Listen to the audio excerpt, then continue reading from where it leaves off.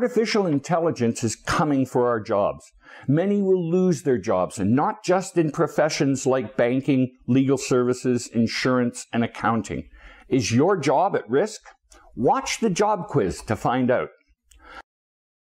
The job quiz divides jobs into 4 types depending upon type of work done and how easy it would be for a machine to do that work.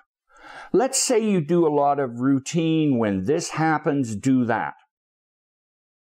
If your job involves lots of doing the same types of things in the same way, there's a very high risk of you being replaced by a machine. Why?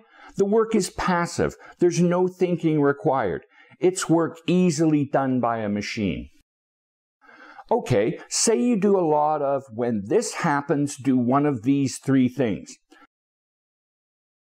If your job involves lots of choosing between pre-selected options, there's a medium-high risk of you being replaced by a machine. Why? The work is semi-passive. There's almost no thinking required. It's work easily done by a machine. This time, let's say your work involves deciding, how do I make this happen? If your work is deciding how to accomplish something, there's a low risk of you being replaced by a machine. The work is active. Thinking is required. This is work not easily done by a machine. Finally, let's say your work involves lots of judgments about what you or your company should do. If your work is judging what should or shouldn't happen, there's no risk of you being replaced by a machine. Why? Because the work is active. Maximum thinking is required. This work cannot be done by a machine. If your job is at risk, there's only 2 things that can save it: critical thinking and active learning skills.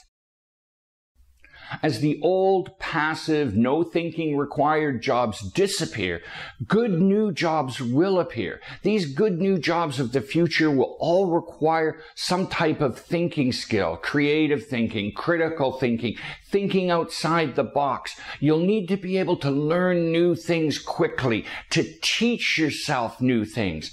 How do you do this?